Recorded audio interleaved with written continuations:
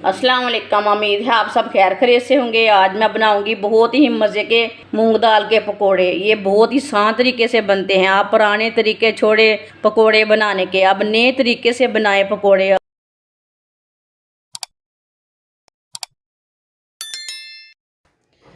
1.5 पाव मूंग दाल को 4 घंटे पहले मैंने भिगो के रखा था। अब इसे मैंने अच्छी तरह वॉश कर लिया है। आप देख सकते हैं ये अच्छी तरह फूल चुकी है। अब मूंग दाल को ना ग्राइंडर में डाल लेंगे। इसे क्या आप बोलते हैं, चॉपर भी बोलते हैं। इसमें डाल लेते हैं दाल।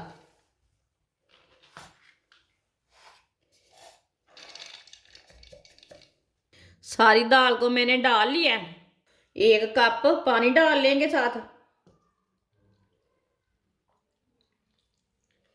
अब ना इसे ग्राइंड कर लेते हैं। दाल को मैंने ग्राइंड कर लिया है। अब बर्तन में निकाल लेते हैं। आप देख सकते हैं ये कितनी अच्छी मिक्स हुई है दाल। इसका ना गाढ़ा सा पेस्ट बन गया है।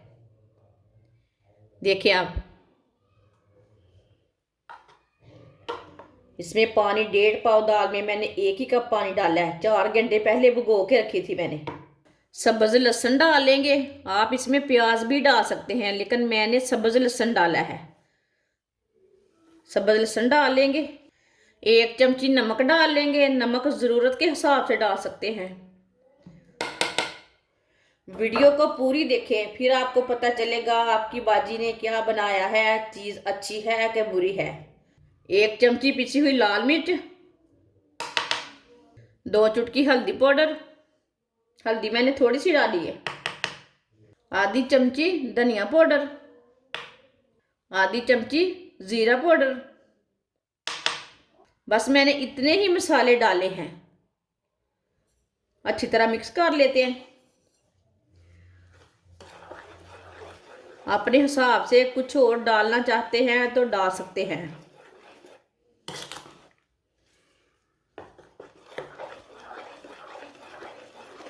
आधी चमची बेकिंग पाउडर डाल लेंगे। इसे भी साथ ही मिक्स कर लेते हैं। आप मसालों के साथ ही भी डाल सकते हैं। इससे भी अच्छी तरह मिक्स कर लेना। ये बहुत ही कम मसालों से बहुत ही मज़े की रेसिपी बनेगी। इसमें मैंने बेकिंग पाउडर डाल के मिला लिया है, मिक्स कर लिया अच्छी तरह। अब 2 चम्मच भर के गेहूं का आटा डाल लेंगे। आप मैदा भी ले सकते हैं। ये गुत्थी वाला आटा है, जो घर की कनक है ना वो वाला नहीं है। ये मैं बाजार से लाती हूँ ना वो वाला, वो थोड़ा वाइट रहता है। इसे अच्छी तरह मिक्स कर लेते हैं साथ में।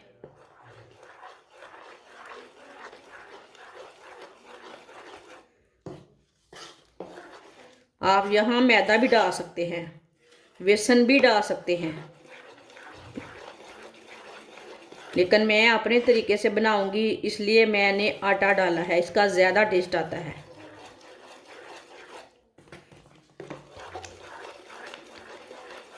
गेहूं का आटा डाल के मैंने अच्छी तरह मिक्स कर लिया। ऑयल को मैंने गर्म होने के लिए रखा था। ऑयल हमारा अच्छी तरह गर्म हो चुका है। आप घी भी ले सकते हैं। मैं चीज़ें ज़्यादा फ्राई करती हूँ ऑयल में, मैं घी नहीं बिल्कुल भी खाती। ऐसे ही 1 चम्मच भर लेंगे। इसी तरह डालते जाएंगे। थोड़ा सा ना चूल्हे की आंच को कम कर लेते हैं।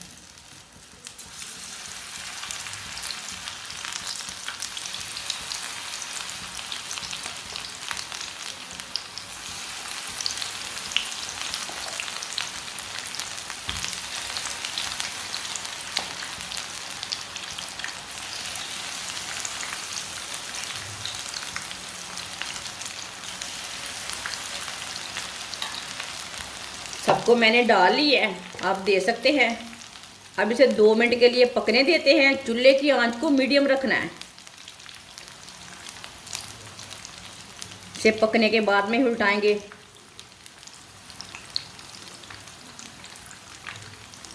आप दे सकते हैं ये बहुत ही मज़े की बनेगी।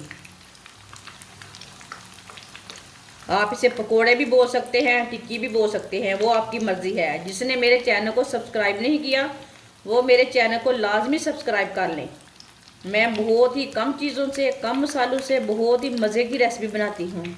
आगे रमज़ान आ रहा है, सब रेसिपी आपके काम की रहेगी।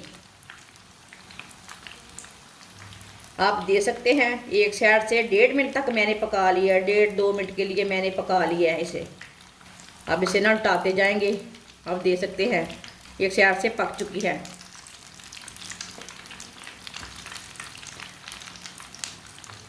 ये इतनी मज़े की है कि आप गोश्त की भी खानी भूल जाएंगी। ये इतनी मज़े की टिक्कियाँ आप बोल सकते हैं, पकोड़े बोल सकते हैं।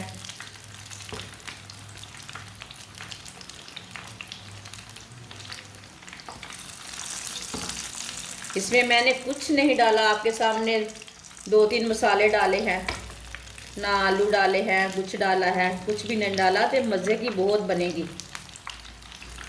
ये रेसिपी बहुत ही मज़े की है। ये वाली साइड से भी ब्राउन होने देते हैं, पकने देते हैं। जिधर से कच्चा लगे उधर से उल्टा के पका लेना। ये छोटे छोटे पीस है, सब बाहर निकाल लेते हैं। ये टूटती बिल्कुल भी नहीं है। इसमें थोड़ा सा आटा डाला है ना हमने गेहूं का, उससे ना बिल्कुल भी टूटती नहीं है।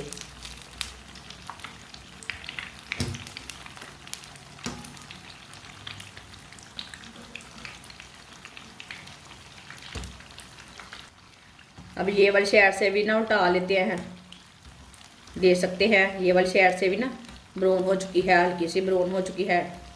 अब जिधर से कच्चा लगे उधर से उल्टा के पका लेना। ऐसे भी अगर आपको कुछ ना मिले पकाने के लिए तो ये आप दाल भिगो के रख लें। इसी आप रोटी के साथ, नान के साथ, चाय के साथ, ये बहुत ही मज़े की है। दोनों साइड से ब्राउन हो चुकी है। अब ना चूल्हे को बंद कर देंगे। इसे ना चम्मच के साथ छन्नी में डाल लेते हैं। जो एक्स्ट्रा ऑयल है वो जल्दी वो नीचे निकल जाता है ना। आप दे सकते हैं कितनी अच्छी ब्राउन हुई है, अच्छी तरह पक चुकी है अंदर से। आप दे सकते हैं टिक्की हमारी तैयार हो चुकी है। इसे दूसरे बर्तन में डाल लेते हैं। ये बहुत ही क्रिस्पी बनी है माशाल्लाह। आप दे सकते हैं मूंग दाल के पकोड़े हमारे तैयार हो चुके हैं। ये बहुत ही मज़े के बने हैं। आप इसे केचप के साथ खाएं, मायोनीज के साथ खाएं, बहुत ही मज़ेदार है। हमारी वीडियो पसंद आए तो लाइक करें और हमारे चैनल को सब्सक्राइब करें। अच्छा, खुदा हाफिज़।